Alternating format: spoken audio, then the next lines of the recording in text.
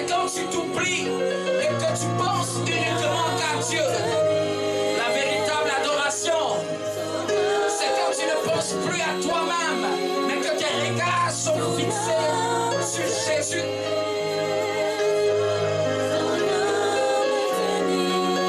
La véritable adoration, c'est plus qu'un chant.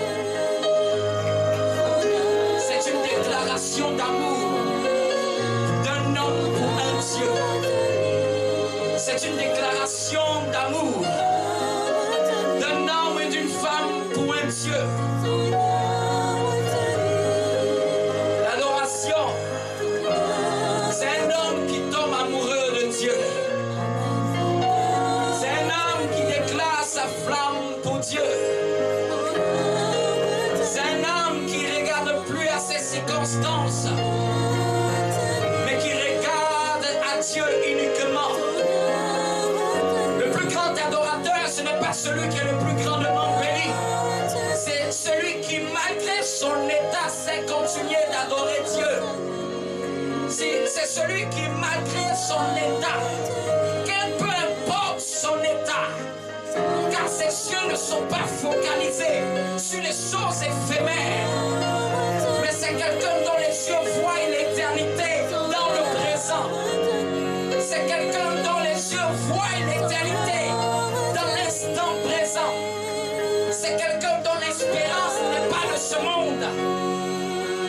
C'est quelqu'un dont la limite n'est pas de ce monde. C'est quelqu'un qui ne regarde pas au manque.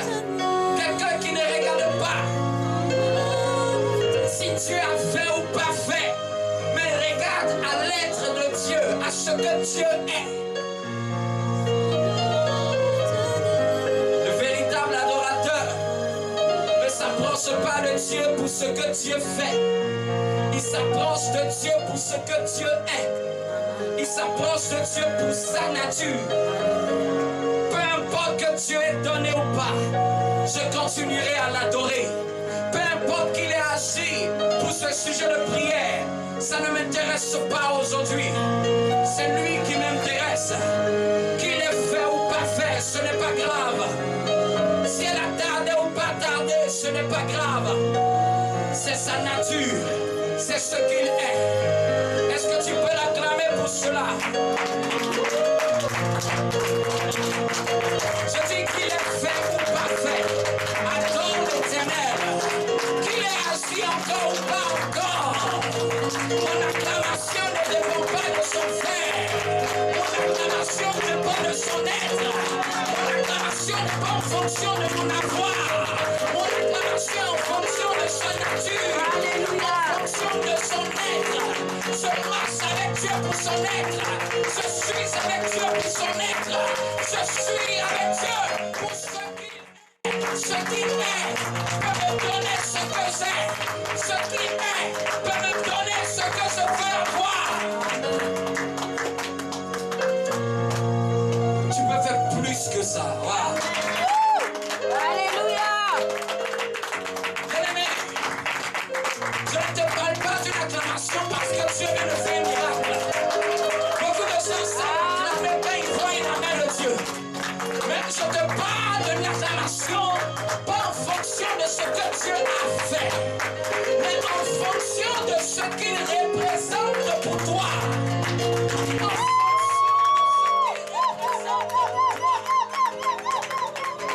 C'est ça la plus grande acclamation. En fonction de ce qu'il représente pour toi. Bien-aimé, en fonction de ce qu'il représente pour toi. Qui est-il pour toi? Tu le démontreras par ton acclamation. Qui est-il pour toi? Est-il un père? Ou est-il quelqu'un qui est loin de toi? Est-il le juste juge? Est-il le prince de paix pour toi?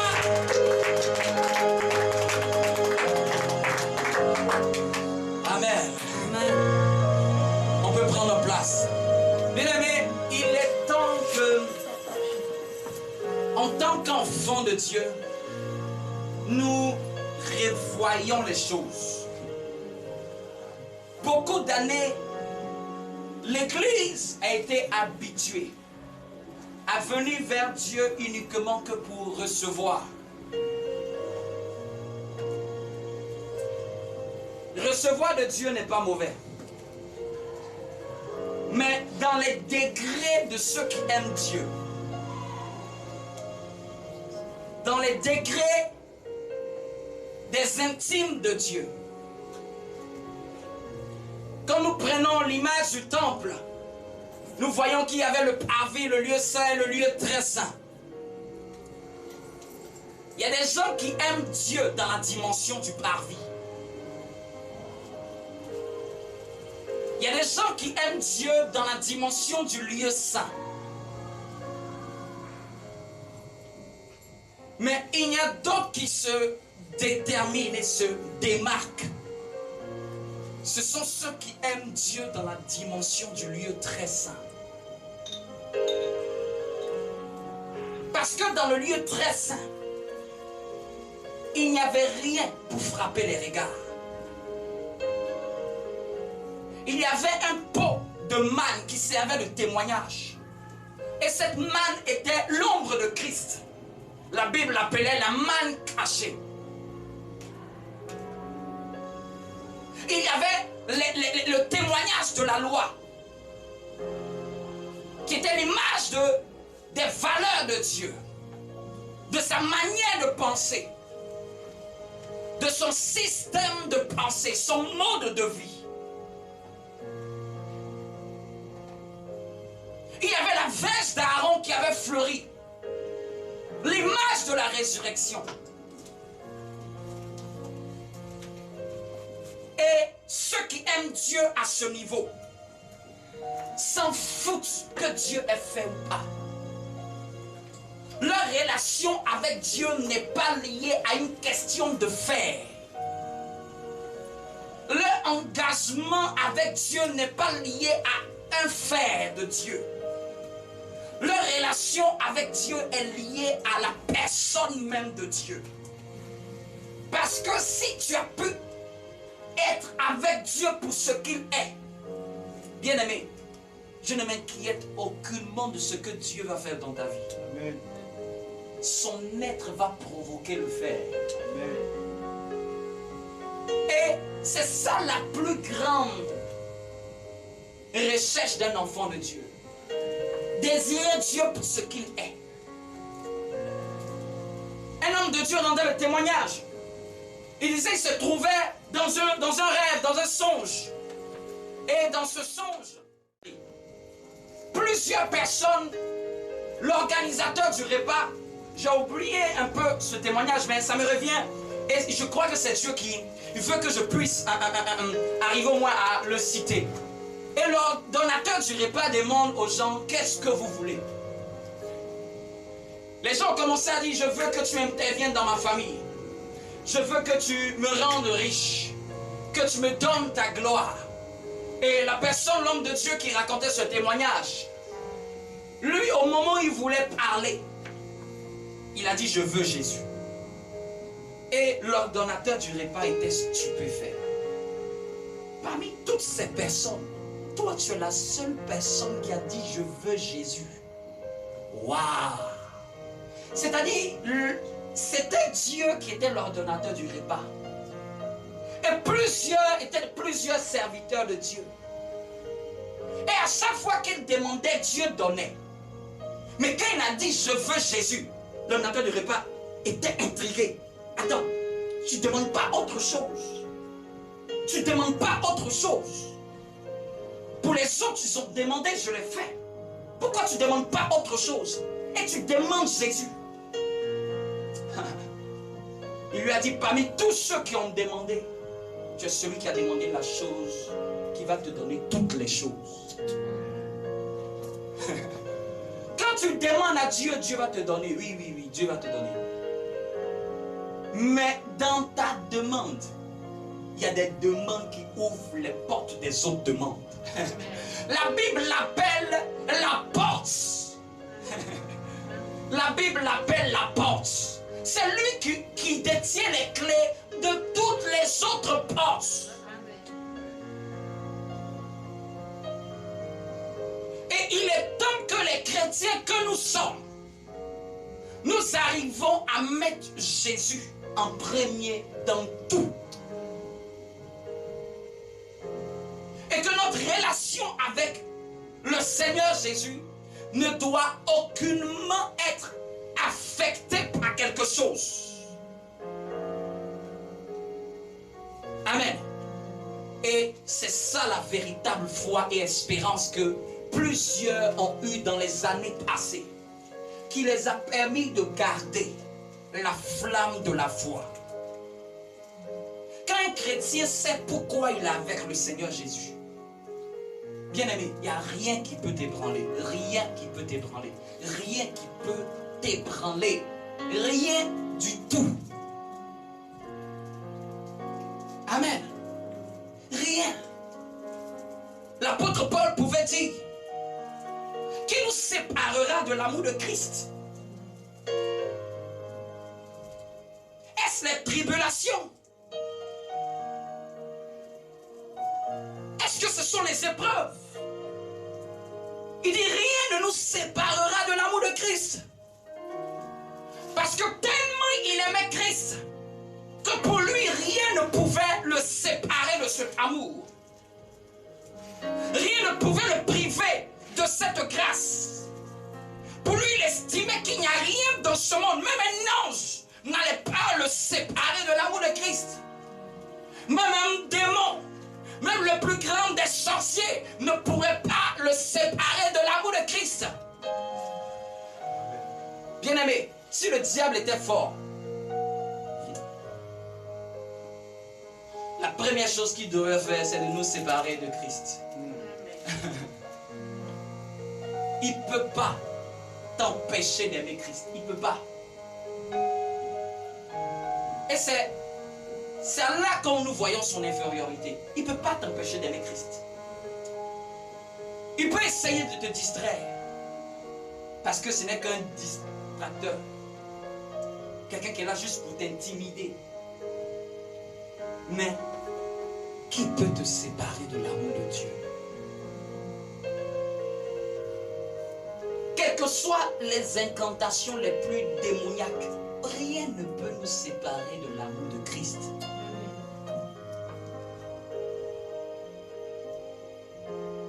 Si à chaque fois que le diable opère, c'est à chaque fois que nous lui avons donné accès. Donc lui-même, il nous demande notre permission pour faire quelque chose. Amen.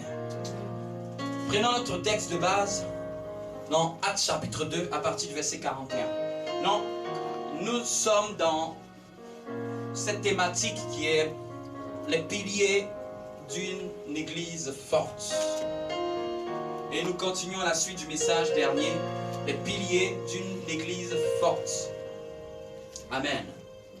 Dis avec moi, les piliers d'une église forte. Donc pour ceux qui nous suivent, et depuis, nous sommes en train d'aller crescendo dans certaines bases et fondements bibliques. Amen. Et le mois dernier, nous avons compris ce que c'était l'église selon la pensée de Dieu. Nous avons compris que l'église est liée à Christ. Et l'église est la continuité de l'œuvre de Christ. Amen. Et nous avons lu notre texte de base au chapitre 2 d'Actes, à partir du verset 41 jusqu'à 47. Est-ce qu'on peut avancer? Est-ce qu'on peut avancer? Les brado Shabaya. Merci Seigneur pour ta parole. Je vais lire Actes au chapitre 2 à partir du verset 41 jusqu'au verset 47. Ceux qui acceptaient sa parole furent baptisés et en ce jour-là, le nombre des disciples s'augmenta d'environ 3000.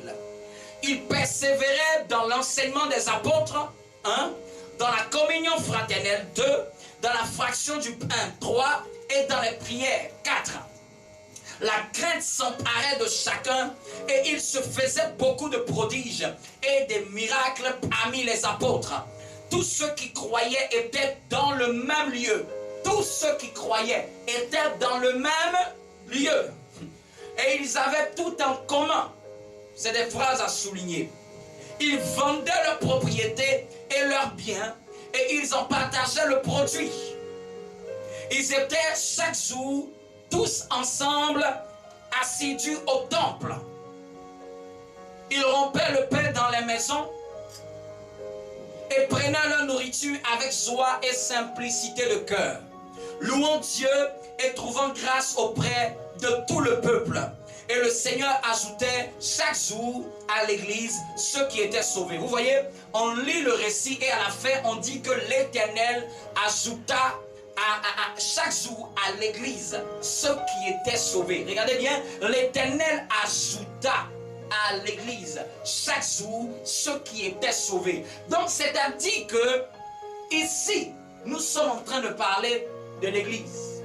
Le récit est en train de nous faire voir les habitudes de la première église locale qui a été bâtie après la prédication de Pierre sous l'inspiration du Saint-Esprit.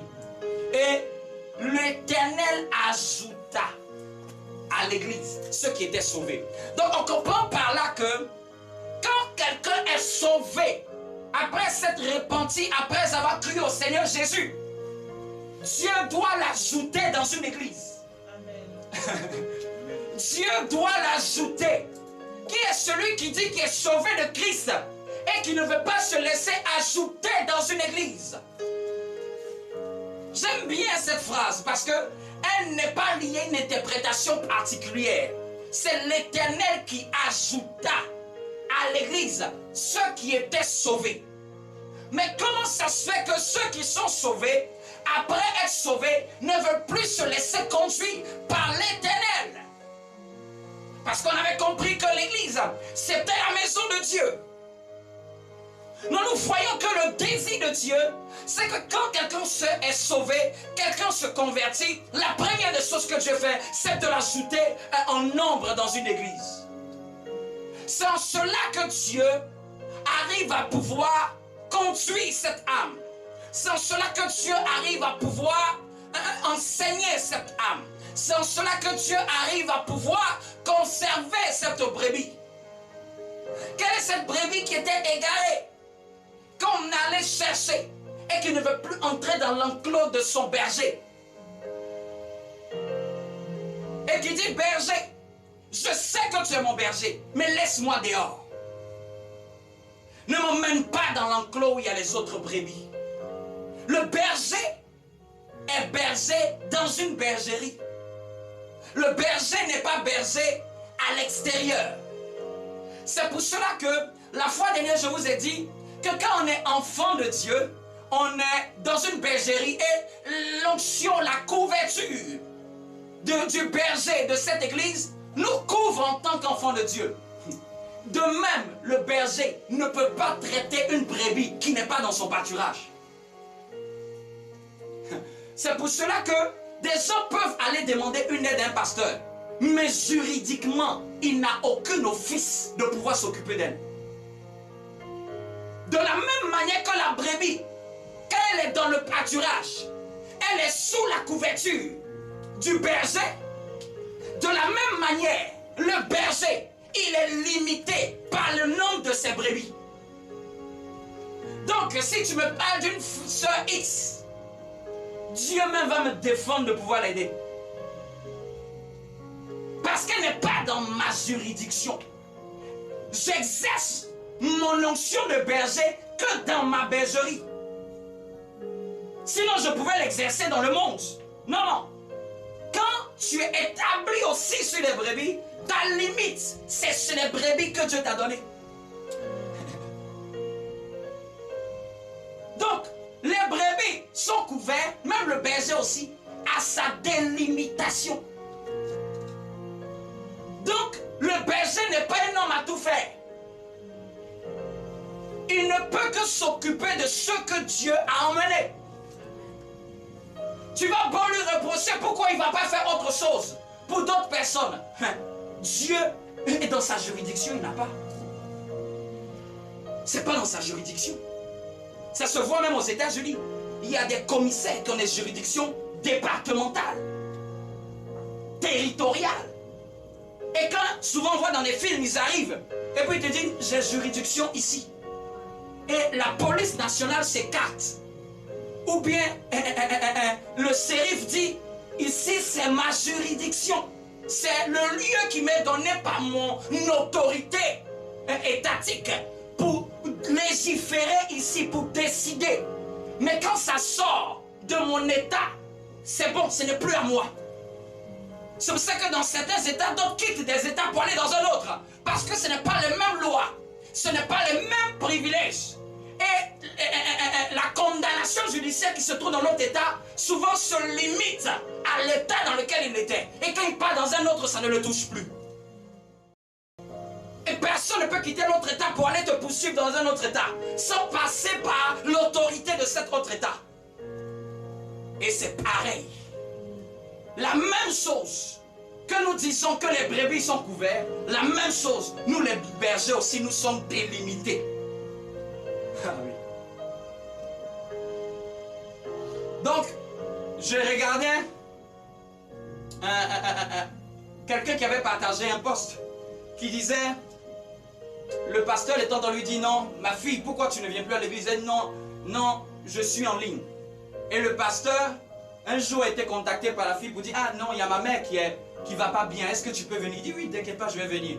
Et elle arrive à l'hôpital, il appelle le pasteur, où tu es? Il dit, non, t'inquiète pas, je suis en ligne, je vais prier. Elle fut choquée parce qu'elle disait, mais je pensais que tu allais venir. Et il a dit, mais tu crois en ligne aussi, non? En ligne aussi, Dieu va faire. Amen. Donc souvent les brebis attendent des efforts du berger. Et ces efforts qu'ils attendent du berger, ils ne savent pas que c'est vice versa. Si tu n'es pas reconnu comme étant sa brebis, pourquoi tu veux qu'il puisse tondre le jour où ce qui est sur toi te donne des difficultés? Pourquoi tu veux qu'il te conduise dans les verts pâturages? Pourquoi tu veux qu'il t'emmène vers les eaux paisibles? Pourquoi tu veux qu'il puisse dresser une table devant toi? Parce que lui et toi, vous ne connaissez pas. Il peut t'aider, il peut te donner un coup de main, mais il n'est même pas lié à toi spirituellement. Et ça, c'est ce que beaucoup de gens ne comprennent pas. Amen. Et le point sur lequel nous avons développé, c'était le point de la communion fraternelle. Le premier pilier que j'étais en train de développer dimanche dernier. Dis avec moi, la communion fraternelle. La communion fraternelle. Et nous avons lu un autre texte dans Romains au chapitre 1er, à partir du verset 11. On a défini étant la communion, quel est son but? Donc en communion, il y a union commune. C'est une union commune. Et on avait dit la fois dernière qu'une foi chrétienne est une foi perpendiculaire, verticale avec Dieu, horizontale avec les autres. Donc il y a beaucoup de gens qui aiment la verticalité mais qui n'aiment pas l'horizontalité. C'est-à-dire eux, ils veulent rester seulement connectés avec Dieu, mais ils ne veulent pas avoir de lien avec leurs frères et sœurs. Et on a dit que la foi chrétienne n'est pas une foi où chacun prie Dieu et s'en fout des autres. La foi chrétienne est une foi où on a besoin d'être dans une unité de frères et sœurs. La foi chrétienne est une foi de famille. C'est une famille, l'Église. Ce n'est pas de l'individualité. C'est de la complémentarité. Et on avait lu le verset 11. Amen. C'est l'apôtre Paul qui parlait. Car je désire vous voir pour vous communiquer quelques dons spirituels afin que vous soyez affermis. Il aurait pu rester chez lui, là où il était. Mais il dit, je désire vous voir. Donc il parle à un ensemble de chrétiens afin de venir vers vous pour vous communiquer quelques dons spirituels afin que vous soyez affermis. Et c'est là où on a compris pourquoi la communion fraternelle, elle vient aussi, elle est permise par Dieu afin que entre chrétiens, nous soyons affermis les uns les autres. Et qui parle d'affermissement parle d'être fortifiés spirituellement. Amen. Dis avec moi, Seigneur, que par la communion fraternelle, je sois affermi dans ma foi. Donc s'il était égoïste, s'il était imbu de lui-même, il serait resté chez lui et ces chrétiens-là qui avaient commencé à avoir la graine de la foi ne seraient pas affermis dans leur foi. Il avait quelque chose de don, du don de Dieu en lui. Mais il voulait aller vers eux pour leur communiquer ces dons-là. Parce que les dons, par la foi, sont transférables. Amen. Et après, il dit, ou plutôt, que nous soyons encouragés. Parce que la foi chrétienne, elle n'est pas simple, comme nous l'avons dit, elle est complexe.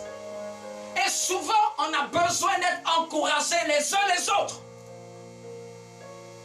Le fait que je te vois, ça m'encourage. Ta manière de prier peut m'encourager. Ta foi peut m'encourager. Ton zèle peut m'encourager. Ta manière de marcher avec Dieu peut m'encourager. Le fait que tu tiens ferme malgré les épreuves peut m'encourager. Ton témoignage peut m'encourager. Les défis que tu as eu à surmonter peuvent m'encourager. Amen. Il y a des choses que le Saint-Esprit va t'apprendre. Mais il y a des choses que le Saint-Esprit va t'apprendre à partir de quelqu'un. Il y a des choses que le Saint-Esprit t'apprend toi-même. Mais il y a des choses que le Saint-Esprit se sert de quelqu'un pour te les apprendre. On le voit bien avec Moïse, parlant avec Dieu face à face, mais a appris de son beau-père Jéthro la manière d'administrer et de continuer à organiser la structure d'Israël. Le Saint-Esprit avec qui il parle face à face aurait pu lui dire, mais il a été encouragé, fortifié par le conseil de son beau-père. Et c'est Dieu qui passait par son beau-père pour lui parler. Beaucoup de gens pensent que Dieu ne peut pas se servir de ton frère. Ton frère peut te dire une parole. Ça peut être la parole de Dieu qui peut t'encourager.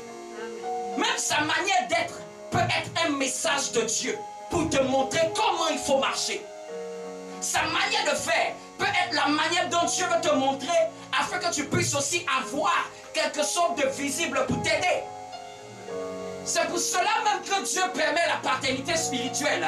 Ce n'est pour rien d'autre. Ce n'est pas pour aviler ou pour commander ou pour diriger. C'est juste pour te donner un modèle pour que tu puisses être encouragé dans ta foi. Amen. Dis avec moi, la communion fraternelle sert à m'encourager et à me fortifier.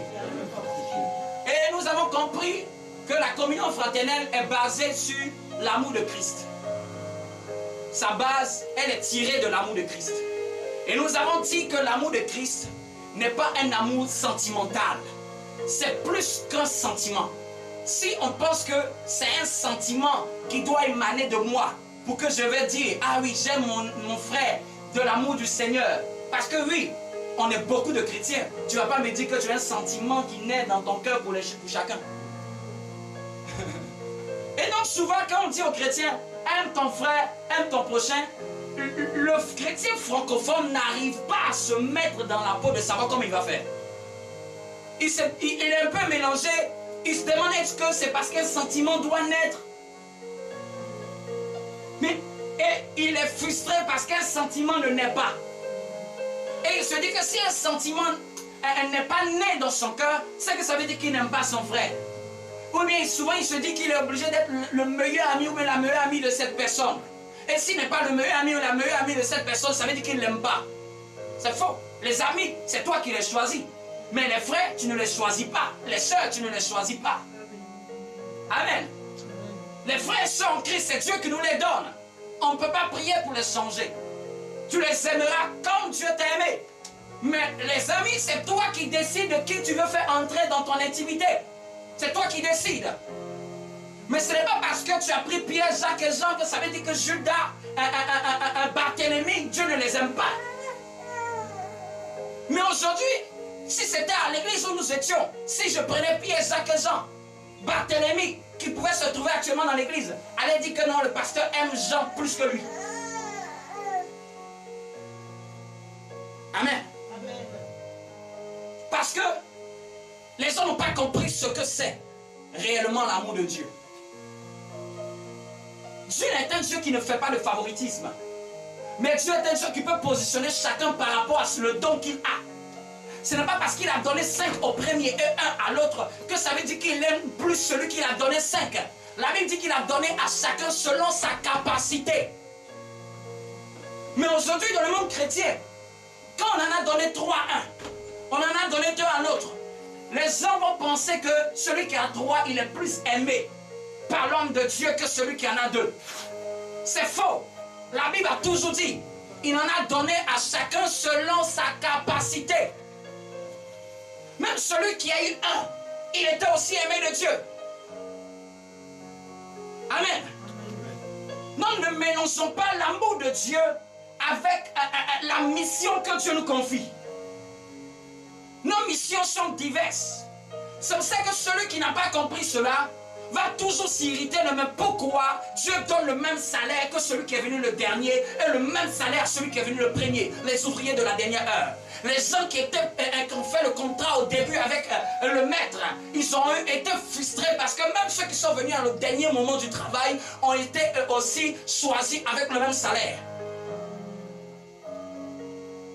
La manière de penser de Dieu est différente de notre manière. La manière de voir de Dieu est différente de notre manière. Quelqu'un peut venir même 2 ans après. Il peut avoir part au même privilège que toi tu as eu depuis le début. Ce n'est pas une question de compétition ni de favoritisme. C'est une question d'un Dieu d'équité. Ce n'est pas une question où Dieu compte.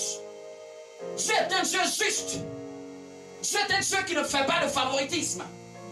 Mais Dieu est un Dieu qui base sa justice sur l'équité.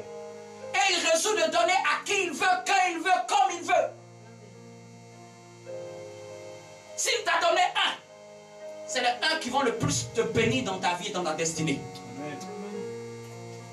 Parce qu'avec Dieu, ce n'est pas la quantité qui te fait dire que tu es chéri de Dieu. C'est la qualité de ton obéissance. Amen. On parlait d'un homme. Il avait juste donné son manteau à quelqu'un dans le froid pour qu'il soit protégé. Et lui, il est mort. Cet homme-là, qui a donné juste son manteau à quelqu'un pour être protégé dans le froid, il a eu une grande place proche de Jésus, que même certains hommes de Dieu. Et l'homme de Dieu qui racontait cette vision disait, mais Seigneur, cet homme, je le connais. Moi, je fais beaucoup de choses que lui. Dieu lui a dit qu'il t'a dit que c'est la quantité. Il a juste obéi. Il a donné un manteau à quelqu'un. Lui, il est mort. Et la personne à qui il a donné le manteau est restée en vie. Mais il a eu une plus grande place auprès de Jésus que même plusieurs hommes de Dieu qui ont prêché, qui ont voyagé, qui ont gagné les âmes. Parce que lui, Dieu lui a donné seulement une seule mission. Et il a obéi. Amen. Donc, si tu en as plusieurs, ça peut être augmenter ton observation pour te juger. Parce qu'à celui qu'on a donné beaucoup, on attend beaucoup. Donc la communion fraternelle est basée sur l'amour. L'amour de Christ. Et nous avons dit que cet amour-là, c'est l'amour agapé. Et le texte de base que nous avons pris, c'était 1 Corinthiens au chapitre 13. Et nous avons vu que cet amour-là n'est pas un amour sentimental. C'est un amour qui est un style de vie, une nature. Amen. Dis avec moi, l'amour de Dieu est une nature. Et ça, il faut le comprendre. Même toi, quand tu dis que tu aimes Dieu, là, c'est au-delà d'un sentiment. La Bible dit dans Jean 14, 21, celui qui m'aime garde mes commandements. Celui qui m'aime, Dieu dit celui qui m'aime, c'est celui qui garde mes commandements. Il n'a pas dit c'est celui qui pleure devant moi. Il n'a pas dit que c'est celui qui est en train de dire Seigneur je t'aime, Seigneur je t'aime. Il dit celui qui m'aime. Si tu m'aimes, garde mes commandements. Dieu peut voir ton amour par sa capacité à observer ses principes et ses lois. Amen. Parce que si c'est simplement un sentiment, hein, tout le monde peut avoir un sentiment, mais est-ce que tu es obéissant? Est-ce que tu observes ses commandements? Amen. Non, nous avons dit que la communion fraternelle est basée sur l'amour de Christ. Et nous avons compris que cet amour-là, en tout chrétien, il est déjà là. Cet amour dont nous allons explorer aujourd'hui. En tout chrétien, il est déjà là. Car la Bible dit dans Romains 5,5, l'amour de Dieu a été répandu dans nos cœurs par le Saint-Esprit. Donc, quand un chrétien dit non, il n'y a pas l'amour, c'est déjà un problème. Parce que s'il avait conscience qu'il est l'amour, c'est lui qui aurait donné l'amour là où il n'y avait pas l'amour. Donc un chrétien dit non, je suis venu dans un groupe, il n'y a pas d'amour dans ce groupe. Je lui dis, mais relis ta Bible. Si toi, tu allais dans un lieu et il n'y avait pas d'amour, c'est qui est censé être la lumière du monde? Amen. C'est qui est censé être le sel de la terre? Amen. Si là où ils étaient, il n'y avait pas d'amour, c'est à toi de leur démontrer l'amour de Christ. Amen. Mais la plupart de ceux qui le disent, c'est eux qui quittent l'endroit. Je suis désolé, l'amour de Dieu aussi n'est pas en toi. Parce que s'il était en toi, c'est toi qui leur aurais montré cet amour. Beaucoup de gens attendent que l'amour se manifeste dans les autres, mais ne sont pas prêts à eux-mêmes le démontrer. Si tu as l'amour de Dieu, tu offres et tu donnes. Car Dieu a tant aimé le monde qu'il a donné. Qui est celui qui dit qu'il aime et qui ne donne pas? Je ne suis pas sûr qu'il aime. Donc les chrétiens souvent qui sont frustrés. Je suis venu dans un groupe, je suis venu dans une église, je suis allé là-bas, il n'y a pas d'amour, il n'y a pas de communion fraternelle. Qu'est-ce que tu as fait pour apporter la communion fraternelle? Jésus, quand il allait dans les bourgades voisines, où il y avait des boiteux, des malades, vous pensez que Jésus est en train de dire, ici il n'y a que des cassos. Je quitte ici, je vais chez les riches. Il allait là où ça n'allait pas du tout. Et il apportait la lumière là où il était. Il allait chez les hommes de mauvaise vie. Des gens qui n'avaient rien pour attirer les regards. Et c'est là-bas qu'il répandait l'amour. C'est là-bas qu'il donnait la guérison. C'est là-bas qu'il donnait la résurrection. C'est là-bas qu'il donnait l'aumône. C'est là-bas qu'il faisait du bien. Il payait, il faisait en sorte qu'il multipliait les pains pour que même les gens qui n'avaient rien à manger, mangeaient. Sortons de cette chrétienté bancale qui nous fait croire qu'on est venu pour recevoir. Notre Père qui est dans les cieux a donné. Tout enfant de Dieu doit donner. Mais les chrétiens qui sont attentifs, non, il n'y a pas l'amour là-bas. Mais qu'as-tu fait pour donner l'amour? Qu'as-tu fait comme prière pour que l'amour arrive? Peut-être c'est un signe de Dieu qui t'est positionné là pour que tu corriges ce que tes yeux ont vu. Pour que tu rectifies ce que tes yeux ont vu. Ne pensez-vous pas que Esther était positionnée reine par hasard? C'était pour corriger la mort qui allait frapper son peuple. Beaucoup de gens pensent que quand Dieu les emmène quelque part, ça doit forcément couler et ça doit aller dans leur sens. Ça peut être à contresens pour te montrer que c'est toi qui dois défier, amener la manière de Dieu ici. Amen. Non, il n'y a pas l'amour, je m'en vais. Tu ne trouveras aucun amour quelque part. Parce qu'à chaque fois que tu t'attendras à l'amour des hommes, tu vas être déçu. Mais à chaque fois que tu t'attendras à l'amour de Dieu, tu vas l'offrir sans attendre. Tu vas le donner sans chercher à recevoir. Donner. Vous pensez que Dieu a attendu que nous soyons injustes avant de nous aimer? Vous pensez que Dieu a attendu que nous changions, que nous nous convertissions pour nous aimer? Son amour ne dépend aucunement de ce que tu as fait. Son amour est sa nature. Donc lorsqu'on se convertit, le Saint-Esprit répand cet amour dans nos cœurs. Sache cela, hein? Si tu es enfant de Dieu, tu as cru en Jésus-Christ, l'amour de Dieu est répandu dans ton cœur. Si ça ne se manifeste pas, c'est toi qui ne le veux pas. C'est ton orgueil qui le bloque. C'est ton ego qui le retient. C'est ta personne humaine, c'est ton âme qui fait interférence à cet amour. Amen. Voilà pourquoi tu dois plus prier, Seigneur, que ça se manifeste. Parce que Dieu t'a déjà donné. Dieu a déjà tout accompli. Qu'est-ce que tu veux qu'il accomplisse encore? N'a-t-il pas dit à la croix, j'ai tout accompli? Qu'est-ce que tu veux que Dieu fasse de nouveau? À part ce qu'il a déjà fait en toi par le Saint-Esprit. Mais là, qu'est-ce que toi tu dois faire? C'est prendre le fait accompli de Dieu avec l'aide du Saint-Esprit et le vivre.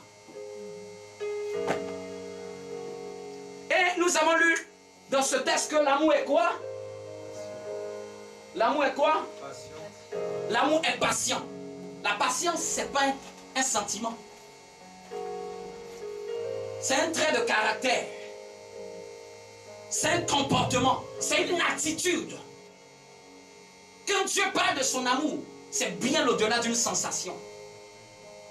C'est un style de vie que Dieu te demande d'avoir. Parce que l'amour est sa nature.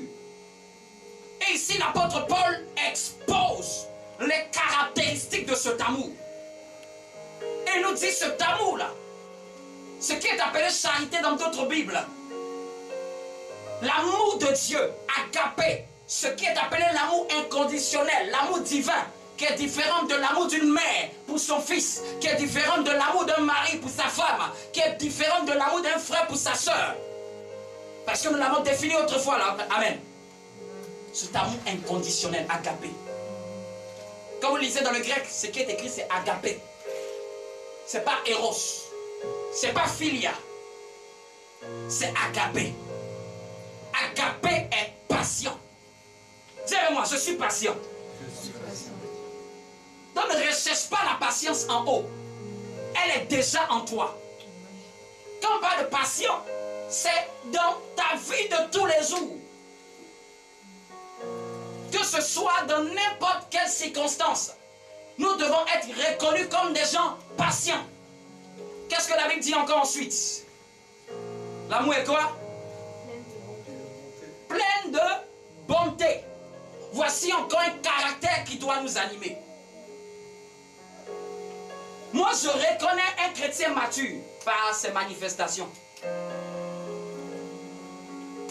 Guéris un malade, je vais dire gloire à Dieu. Lève un paralytique, je vais dire gloire à Dieu. Prophétise, je vais dire amen, gloire à Dieu. Mais ce qui va m'émerveiller dans la vie d'un chrétien, c'est quand je commence à voir ces caractéristiques-là dans sa vie. Je dis, waouh, cette personne a quelque chose à m'apprendre. Cette personne ressemble plus à Christ. Amen. Pourquoi les chrétiens, nous, on ne fait pas des débats sur de tels sujets? Pour comprendre pourquoi on ne manifeste pas ces genres de choses. Si on est vraiment chrétien. Mais les chrétiens que nous sommes, on est dans les débats futiles, égarés de la vérité profonde des Écritures. Je disais, depuis que je me suis converti, je n'ai jamais entendu quelqu'un prêcher. Tiens le juge sur la joue droite, tends la joue gauche.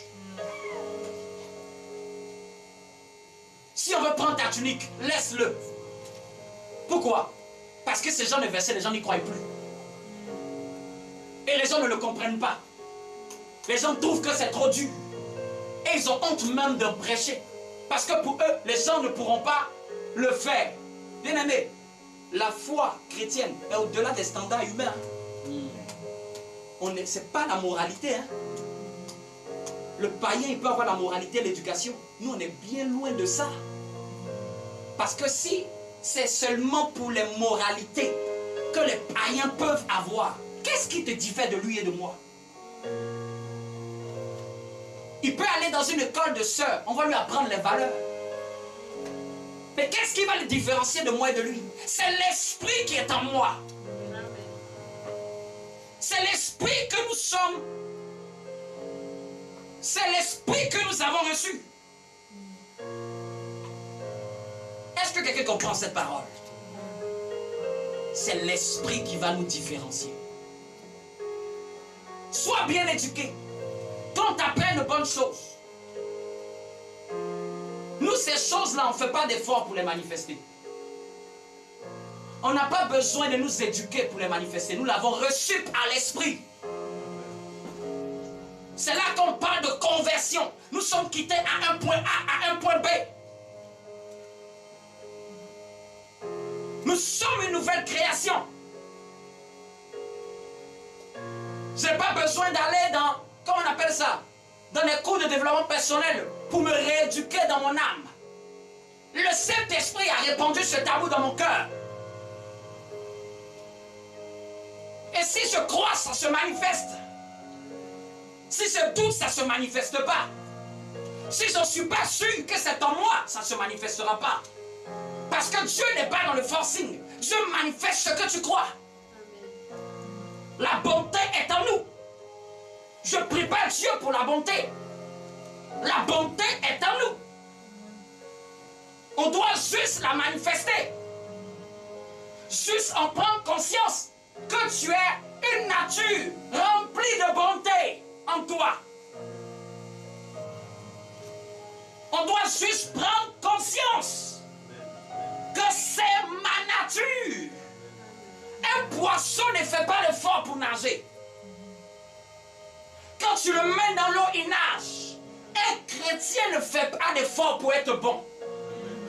Quand il se convertit, la bonté se manifeste.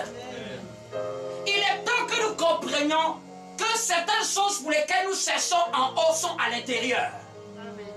Il est temps que nous cessons de regarder le ciel, mais que nous regardons maintenant le Saint-Esprit qui est à l'intérieur de nous pour dire: prends le contrôle et libère ce qui était enfermé depuis longtemps par mon ignorance.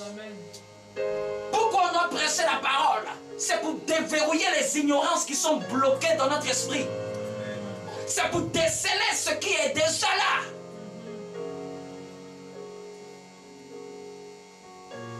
Amen. Qu'est-ce qu'il dit d'autre encore? L'amour est quoi? N'est point envieuse. Cet amour-là n'est point envieux.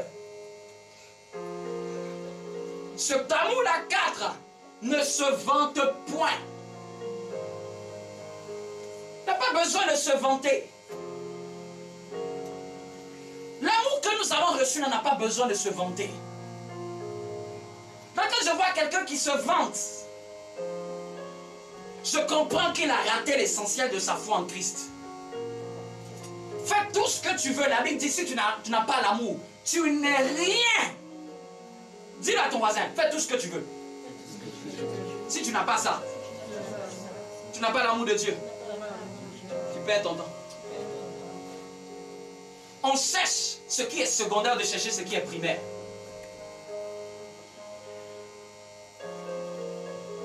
L'amour n'est point envieux. L'amour ne se vante point, ne s'enfle point d'orgueil.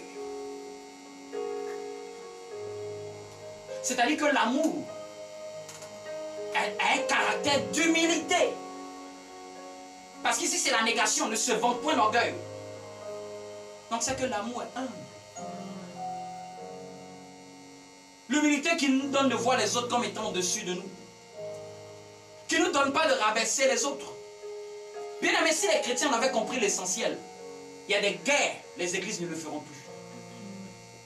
Il y a des guerres, les chrétiens ne se feront plus parce qu'ils sauront qu'ils sont en train de s'égarer de la vérité. Il y a des comportements on n'aura plus parce qu'on saura que là on est dans l'erreur. Il y a des histoires on n'aura plus parce qu'on saura que là, nous sommes en train de dévier de l'amour. Nous sommes en train de sortir de l'amour, du chemin des sentiers battus de l'amour. L'humilité est en toi et est en moi. Dis-le-moi, l'humilité est en moi. L'humilité est en moi. Est-ce que c'est l'Esprit de Christ qui nous anime ou pas? Est-ce que nous croyons que c'est l'Esprit de Christ que nous avons reçu? Mais regardez ce que l'Esprit de Christ a fait. Lui qui était en forme de Dieu est venu comme un homme. Il s'est rendu obéissant jusqu'à la mort de la croix. Et c'est pourquoi Dieu l'a souverainement élevé. On aime bien cette partie du verset. C'est pourquoi Dieu l'a souverainement élevé. Tellement les chrétiens aiment l'élévation, mais ils n'aiment pas la partie précédente. Lui qui était en forme de Dieu est venu se faire comme un esclave. La partie là, les chrétiens ne la connaissent pas. Ils aiment bien et c'est pourquoi Dieu l'a souverainement élevé. Mais nous, ce que nous savons que Dieu l'a abaissé avant de l'élever. Car celui qui s'élève sera abaissé. Le Dieu que nous prions là, on a craché sur lui, il n'a rien dit. Le Dieu que nous prions là, on l'a tapé et puis on lui dit: si tu es prophète, dis-nous qui t'a tapé. En un mot, si tu vois les choses, dis-nous ici qui t'a tapé. Là, il n'a pas prophétisé. Hérode lui a dit: ne sais-tu pas que j'ai le pouvoir? Il n'a rien dit. Attends, il pouvait se frapper la poitrine. Je suis Dieu. Il a dit même: je peux demander à mon père 12 légions. Une légion, c'est entre 3000 et 6000. Et je peux demander à mon père 12 légions d'anges. Mais Jésus n'a rien fait de ça. Maintenant, nous qui sommes ses enfants, pourquoi nous n'avons pas la même attitude que le Père? Nous qui sommes ses enfants, pourquoi sommes-nous trop durs? Pourquoi sommes-nous trop imbus de nous-mêmes? Pourquoi ne sommes-nous pas flexibles? Pourquoi nous ne pouvons pas avoir l'exemple de son humilité? Il était Dieu, il pouvait arracher le souffle de vie à qui il voulait. Dénudé, flagellé. Il a connu la honte. Pourquoi nous les chrétiens, nous n'acceptons pas quelques douleurs? Et je disais, je ne crois pas à un évangile sans Gethsémane. Je ne crois pas à un évangile sans la croix. La croix, c'est l'image où tu vas être persécuté, même pour ta foi. C'est l'image où tu vas connaître quelques humiliations à cause de ta foi. C'est l'image où les gens ne te regarderont pas. C'est l'image où les gens, tu vas pouvoir souffrir quelque temps. Je crois à la gloire de la résurrection, mais je ne crois pas que la gloire de la résurrection n'est pas liée à la croix. Il y a la croix, il y a la gloire de la résurrection. Sinon, ce n'est pas un évangile complet. C'est pour cela que dès qu'un chrétien traverse une affliction, on a sa foi envie de disparaître. Tu sais pourquoi? Parce qu'elle n'a jamais été prévenue que ça fait partie de ta foi. L'apôtre Pierre dit, nos afflictions du temps présent ne seraient considérées pour nous comme un poids éternel de gloire. Les souffrances du temps présent ne sont pas comparables à la gloire à venir. Il y a la gloire dans la foi chrétienne, mais il y a la croix aussi dans la foi chrétienne. Il y a des situations, c'est juste ton humilité qui te fait défaut. C'est juste ton humilité qui te fait défaut. Il y a des situations, c'est juste ta patience qui te fait défaut.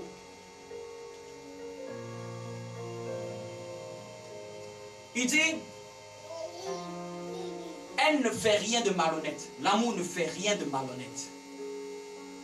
L'amour ne cherche point son propre intérêt. L'amour ne s'irrite point. L'amour ne se met point en colère. C'est pour ça que la Bible dit que lorsque tu es en colère, ne pêche point. C'est-à-dire arrive à la maîtriser. L'amour ne soupçonne point le mal. On est arrivé un jour dans l'église où maintenant les gens sont devenus, ils ont le don de soupçon et non le don de discernement. Et ça, c'est des messages qui ont fait ça. À force de dire à ton voisin, méfie-toi celui qui est à côté de toi, tu ne sais pas si c'est ton sorcier, ils ont développé le don de soupçon. Au lieu du don de discernement, qui est un don de l'esprit, tu n'as pas besoin de soupçonner, tu discernes. Mais tellement on a laissé l'esprit, qu'on est allé dans l'intelligence et dans les réflexions personnelles, on veut soupçonner au lieu de discerner. Quand je suis spirituel, je n'ai pas besoin de soupçonner. Je te crois quand tu parles, mais l'esprit va témoigner si ce que tu dis est de Dieu. Quand tu arrives, quelle que soit ton allure, je t'accepte, mais l'esprit va discerner en moi si ce que tu dis est de Dieu ou pas.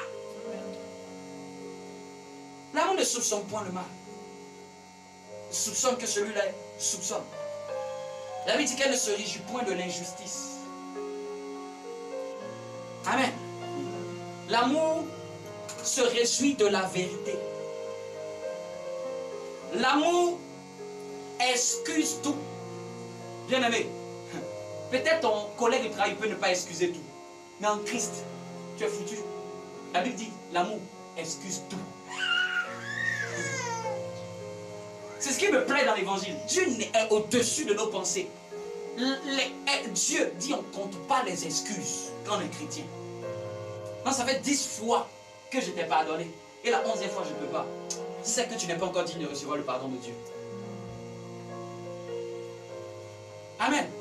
Ton frère, ton collègue de travail qui ne connaît pas Dieu, il peut être limité dans sa capacité à pardonner, à excuser. Mais en Christ, ça n'existe plus de limite. Excuse tout. C'est pas grave. Tu laisses tomber. Ça t'énerve. À un moment, tu laisses tomber. Ça ne te plaît pas. À un moment, tu laisses tomber. Parce que tu ne vas pas charger ça sur ton cœur pour aller vers Christ. Parce que quand nous faisons quelque chose qui ne glorifiait pas le nom de Dieu, Dieu ne nous disait pas, ça fait la 10e fois. Hein. C'est pour ça que la prière du Notre Père est une prière qui peut, quand tu la cites et tu ne sais pas, tu es en train de dire, pardonne-nous nos offenses comme nous pardonnons aussi. En un mot, tu es en train de dire, tu me pardonneras dans la mesure que je pardonnerai les autres. Donc si je ne pardonne pas les autres, ne me pardonne pas, sans le savoir, c'est ce que tu dis. Tu ne peux pas avoir part au pardon de Dieu si tu n'as pas appris à pardonner les autres. Et l'amour de Dieu pardonne tout. L'amour de Dieu ne soupçonne point le mal, se réjouit de l'injustice, se réjouit de la vérité, excuse tout, croit tout. Elle espère tout. Elle supporte tout. Même dans l'amour, là, on parle de supporter. Supporte ton frère. Peut-être sa manière de faire n'est pas comme tu le veux. La Bible dit que supporte. C'est parce que l'amour que nous avons là, on n'a pas compris toutes ces branches. Et souvent, on dit c'est bon, je suis fatigué. L'amour t'a dit supporte. Amen. Est-ce que tu peux dire avec moi, Seigneur, j'ai l'amour de Dieu en moi. Donne-moi de supporter. Tout. Tout. Tout. Donne-moi d'espérer. À tout. Au nom de Jésus. Amen. Je vais m'arrêter là. Mais je veux rappeler une chose. Un chrétien n'est pas un enfant normal. C'est un enfant de Dieu. Et Dieu n'est pas un être normal. C'est un être surnaturel. Ne comparons pas notre standard au standard des autres. Nos standards sont élevés. Notre mode de vie dépasse l'intelligence humaine. C'est à nous de montrer au monde que nous ne sommes pas d'ici, nous sommes d'en haut. C'est à nous de montrer au monde que la race que nous sommes là, ils n'ont jamais vu. Que les hommes te demandent, j'ai jamais vu un homme comme toi. Que les hommes te disent, je n'ai jamais vu pareille femme comme toi. D'où tu viens? Et c'est alors que tu lui montreras, ah, je vais te montrer d'où je viens. Par ton attitude, tu peux être la lumière. Par ta manière de vivre, tu vas témoigner que tu n'es pas d'ici. On n'a pas besoin de le crier sur tous les toits. Mais ta manière de faire, ta manière de marcher, ta manière de te comporter révèle la nature dont tu as été créé.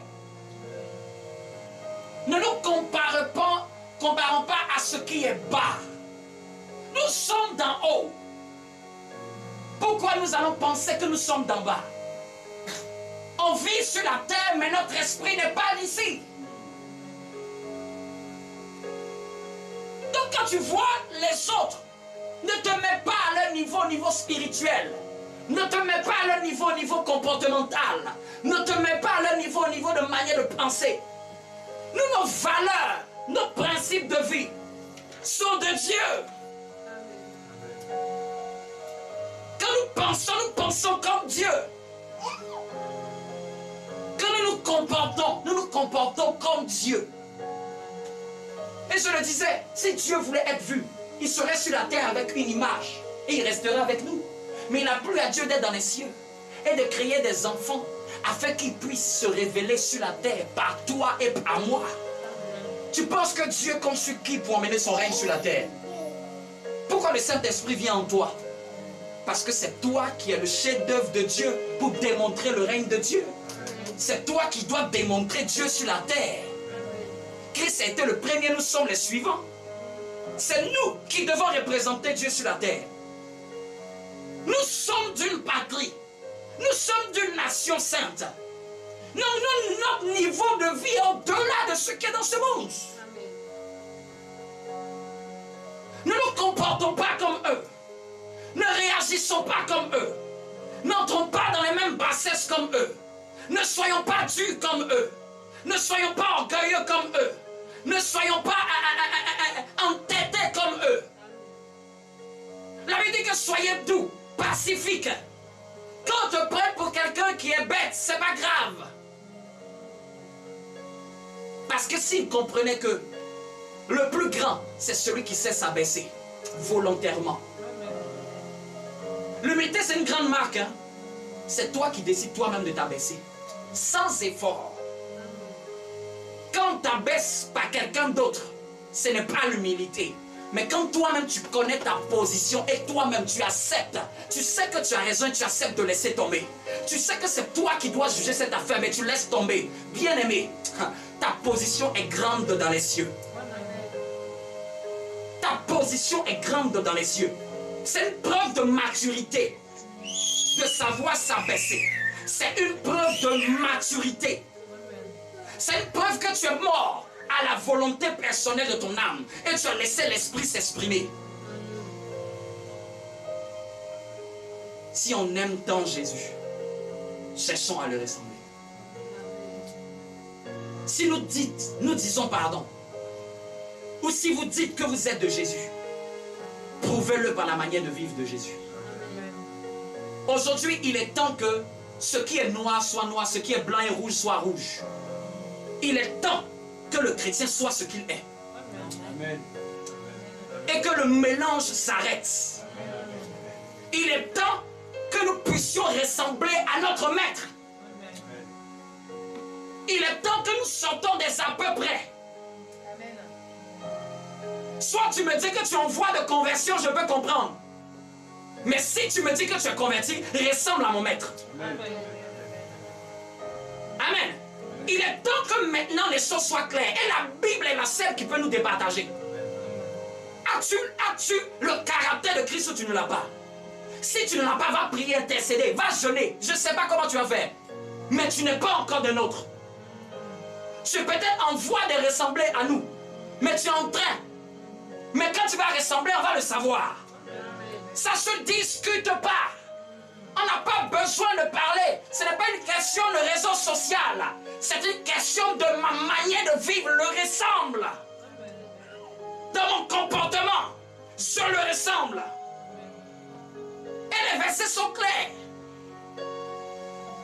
Quand je vois nous, on se débat pour des choses. Est-ce qu'il faut parler en langue, il ne faut pas parler en langue? Pourquoi quand on veut lui enlever le manteau, tu ne lui dis pas ça, ce n'est pas dans la Bible que tu fais? Pourquoi on emploie pour des choses éphémères? La Bible dit que tout passera, mais l'amour ne passera pas. Pourquoi ce qui ne passera pas, on n'est pas acharné à vouloir le voir dans la vie de nos frères? Pourquoi on n'est pas acharné pour dire que non, ici tu ne te comportes pas comme la Bible le dit? Pourquoi on n'est pas prompt à le dire? Ici tu n'es pas comme la Bible le dit. La Bible dit ça, mais je n'ai pas vu ça chez toi. Mais on est sur des discours. Est-ce qu'on doit payer la dîme, on ne doit pas payer la dîme? Ce n'est rien par rapport à l'amour. C'est les choses secondaires de la foi. Ce n'est pas les choses primaires. On discute sur les pasteurs, sur les églises, mais le fondement principal là même, ce n'est pas l'objet de notre discussion. Prends la Bible et questionne mon frère. Depuis que je suis en Christ, je vois ce verset, je vois ma vie, j'ai l'impression que je suis décalé. Ces versets-là n'intéressent pas les chrétiens, mais c'est les versets de ce qu'ils ont comme à petit dans leur âme qui les intéressent.